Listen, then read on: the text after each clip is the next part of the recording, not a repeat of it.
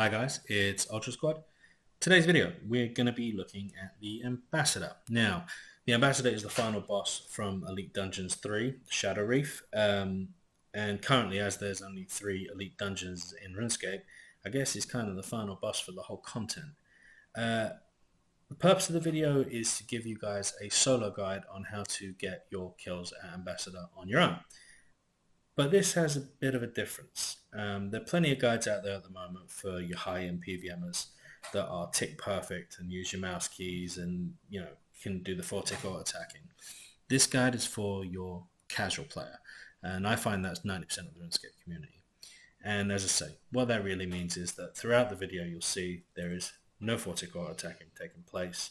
There will be 0 weapon switching apart from moving over to a shield for points where you have to take a shield. And I won't be using mouse keys. So throughout the kill, there will be mistakes, there'll be some errors, but you'll see the mouse proccing all of the abilities that need to be used, making the switches. And the reason I wanted to do this was, one, to help players out and kind of give them a guide on what I do and how I get it done. But it's also to give people kind of hope and belief that it can be done. Because a lot of people look at high-end content within the game and I think unless I'm doing, 500 weapon switches with the Ring of Vigor and la la la la la using my Zaros God Sword for the Black Hole special, I can't get this high-end content done on my own. I need groups. And that's just incorrect. You can do this on your own and it's not impossible. So with all of that said, I'm going to go into the setup now and show you what I use. So for Solo Ambassador, my preferred style is melee. As you can see from the loadout on the screen, I'll just put this up. I have a full set of trimmed, custom fit, augmented masterwork. Perks, I'm running Biting 4, Crackling 4 on the body, and on the legs I'm using Enhanced Devoted and Impatient 4 with Mobile on the legs. Mobile is really, really helpful for the Solo Ambassador encounter, and I'll show you why later on. I'm using Cinderbane gloves instead of Masterwork gloves because they really help with the weapon poison, and as you'll find out, DPS is quite important here. I've got a Ring of Death Eye, standard Ring of Death, just spent some time down at raids, get enough techie and upgrade it to the imbued version. The Amulet of Souls OR, again this is a really, really easy upgrade. I think the OR kit's about 16 mil in the G at the moment, definitely worth it if you have it. Kiln Cape because it's got the best bonuses. I'm using armor spikes, but I'm not using Elder armor spikes, I'm using Alloy armor spikes. They are a very, very cheap, very, very easy upgrade. It takes less than a minute. I think it costs about 60,000 GP per 1,000 spikes. Yeah, they're not going to be a massive difference between the two, but again, every little helps at the Ambassador. The whole thing is a DPS challenge. And then you're onto my god items, and I think the Superior Scrimshaw of Vampirism is a really overpowered item, especially when you're fighting things like Ambassador. And really especially when you're going to be using Ripper Demon for them. The Ambassador can be really unforgiving on mistakes, as you'll see throughout the video that I've got up. Can cost you a lot and you have to kind of out-eat them and get yourself out of the situation. You have to strike a balance between what's going to put out the most damage and what's going to bring back the most health. And for me personally, in casual kills, I think the Scrimshaw of Vampirism far outweighs the kind of the Grimoire or any of the Illuminated books that you can use. As for the inventory, well, I've got 10 vulnerability bombs to keep him Vund at all times. I've got the enhanced Excalibur, not augmented, and that's just simply to get me some health back when I need it. I have my other Drago because at the moment I'll be stalling my adrenaline when I go in with the shield. Full inventory of Sailfish, 4 Sara Brew flasks. Then I have an adrenaline pot, I have a summoning flask, I have a super prayer and gnaw, and I have an Elder Overload potion. And I also have this little beauty, the Blessed Flask. It's another god item, it's a really high-end item. I think it's like 84 hours to grind out if you need to get it. If not, you can buy some of the sand. I think it takes about 2 hours to put it together. All it means for me is inventory management. I can have more food, I have less flasks, and that thing's there, so I basically just have prayer for the rest of the time. So, phase 1. Primary objective, you want to get his health points below 550k. Throughout this kind of whole battle, he's going to primarily be smacking you with range. Every 5th auto attack, he'll hit you with an ultimate. Now, if you're at distance, he's going to hit you with a mage hit, and if you're up close and personal underneath his nostrils, he's going to smack you with a melee hit. Experienced ambassador soloists will definitely, shield switch, hit resonance, and get a big juicy heal. What I'm going to imagine is if you come in to watch this video that you're not that great at ambassador yet and you're looking for a few tips. So my tip here is just don't worry about it. Eat the hit. It's only going to do 2-3k damage. It's one selfish. That's what they're there for. And as you can see from on screen, that's exactly what I'm doing. I'm not resonancing those hits. The major mechanics to worry about in this phase are that he will... the first mechanic he'll do is he will hit you with like a blue wave type thing. The notion of this is, or the note of this is that you'll see a blue kind of adrenaline bar above your head.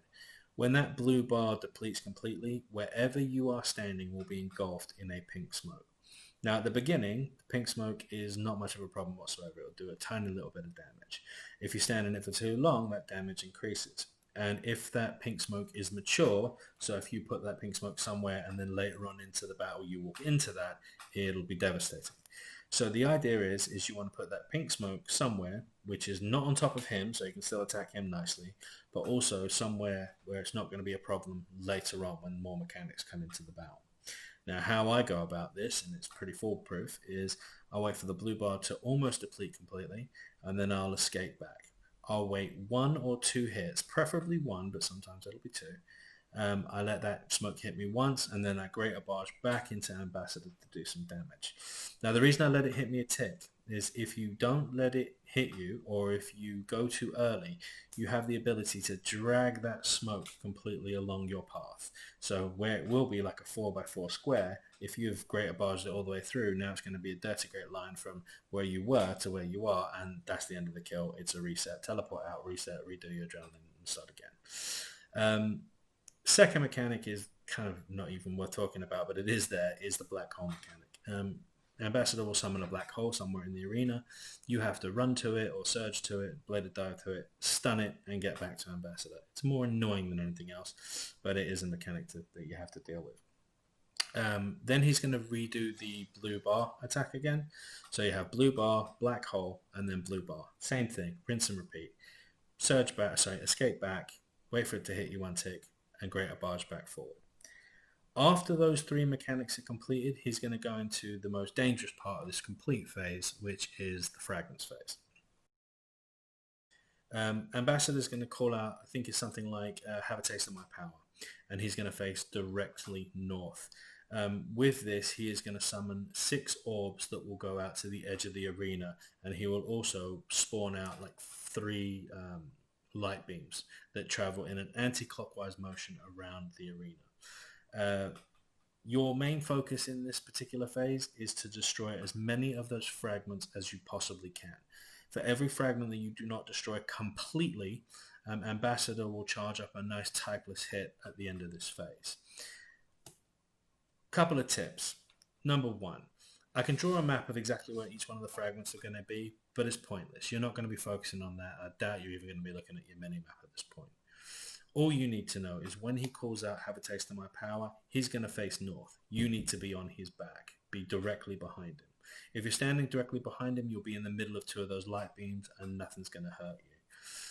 From that point, you can bladed dive, you can barge, you can greater barge, you can surge to the first fragment. Kill it in its entirety. I like to use the Berserk ability to up my DPS because I know I need to get those things down as soon as possible. The kind of grail for this is you want to do this entire kill having only seen 1 fragments rotation, but that's not important. You may see 2, you may see 3. The main point here is not to panic. Destroy the fragments in their entirety. For every time you destroy a fragment, it will reset your bladed dive so you can bladed dive to the next one. If you're caught in a situation where the light beam's right behind you, the fragment's half dead, and you need to move on, this is not a problem. Just surge away, wait for the light beam to get really, really close to you, and then bladed dive back and kill the original fragment, and then move on. Major focus, you can kill 5, you can kill 6. Just focus on destroying 4. You can easily survive 2 hits from the Ambassador, 2 special hits from the Ambassador. 3 is a little bit more problematic, 4 is very problematic. but 2's not a big deal, and you can also focus on DPS throughout that. So once you've got round and you've avoided the pink smoke, you've killed as many fragments as possible, and it's back down to Ambassador, he's going to pull those things back in, and a black smoke's going to swirl around him. As that black smoke swirls around him, it slows down, and then he's going to hit you with a nice targetless hit. There's two ways to get around this. At the beginning, you can equip shield, you can debilitate and reflect, which will lower that damage down to basically, like a K, something like that.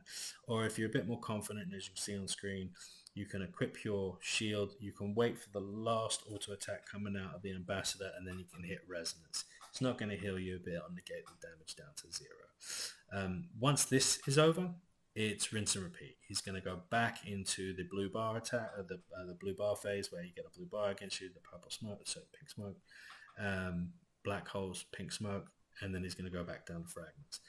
The less you see of the fragments, the better this whole kill is going to go for you. On to phase 2, and phase 2 is barely even a phase. You'll always know you're in phase 2 because there'll be an appearance of Carassians. So if you see Carassians, congratulations, no more fragments for you. This phase is, it truly is a nothing phase. The only thing to note here is that no matter where the Ambassador was in his 3 special rotation, the blue bar, pink smoke, black hole, blue bar, pink smoke, no matter where you were in that rotation when you took him past the 550 life points, he will complete that rotation. So if you got him on the first one, he's going to black hole you, and he's still going to blue bar, pink smoke the last time. A tip from me, on the first, if you're really lucky and you procced him across on the first blue bar, pink smoke, do the same thing as before. Escape, wait for a tick, and barge back in. Then go and stun the black hole, and then on the last one, you don't need to escape and you don't need to barge back in. You just stand there next to him, chop him up as best you can, wait for the pink smoke to proc. As soon as it hits you, take 1 damage, walk to the other side of Ambassador and keep attacking him. This is going to do, really there's only 2 reasons for this. One is it's going to give you more DPS on Ambassador, which is a good thing, it shortens the kill. And 2, that pink smoke's just about to disappear. This phase ends when you get Ambassador below 400k life points. At 400k life points, Sirio is going to appear, and he is going to heal you from no matter what your health is all the way up to full. The reason we chose this particular clip is because on this clip my life points dropped to 512, which is a bit close to the bone, but it just goes to prove that no matter how low your life is at that point, it will take them all the way up to full. Strong advice, don't go as low as I did. Keep it around about a quarter to half throughout the fight. Get that nice juicy heal from Sirio. And then after that, Sirio is going to go ahead and complete the dispatch, get rid of all the Carassians that are in the room and all the pink smoke. And you're on to phase 3. So, on to phase 3. Now, phase 3 is by far and away the most dangerous part of this entire fight. It's signified by the fact that the screen goes like red, orangey, and you'll see 12 black hands appear on the outside of the arena.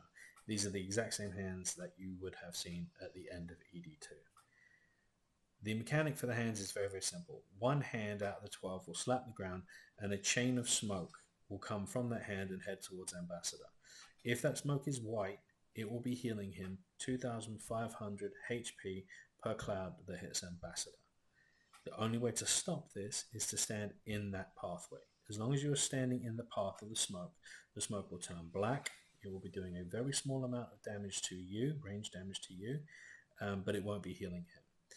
That smoke also travels in a clockwise fashion throughout the fight. The next hand will slap the ground, and then the smoke will come from it. Easy way to manage this is just every now and again take 1 step clockwise, and you'll always be in that smoke path, and Ambassador won't be healing a whole bunch. The final part of this fight, and it is the most dangerous part, is the magic attack. Now, every 30 seconds, Ambassador will charge up a rather large magic attack. He'll call out your name and the screen will change color. Once he does this, you have to change to Magic Prey and hit Devote. That will negate that entire attack completely. The problem is that when he does that the next time, every 30 seconds, your Devote will be on cooldown, so you won't have it to protect yourself. So this time, when he calls out on the second roll of this particular attack, you need to change to Magic, equip your shield, hit debilitate, and hit reflect. That will negate 75% of the damage of that attack. You're still going to take a big sum of damage, but if you do it in that order, you should be okay, and you should be able to survive it with one or two selfish selfish and a bit of brew. If you survive the second magic attack, you're pretty much guaranteed to kill if your DPS is anywhere near reasonable. Because the third magic attack, your devote will be back up, so you can pray magic and devote. And, you really shouldn't be in that fight. He's only going to have 300k HP. You really should be able to do 300k HP within a minute and a half.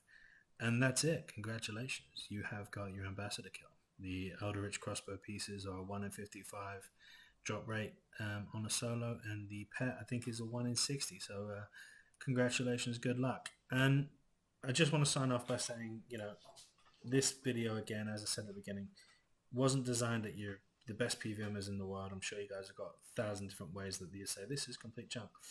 This was a video for the people that want to be able to get a casual kill at ambassador, that aren't good at doing 1,000 different switches, that don't want to do 4-tick auto attacking, that are don't use mouse keys. This is just kind of proof that you don't have to be the best PVMer on the planet to get your ambassador solo.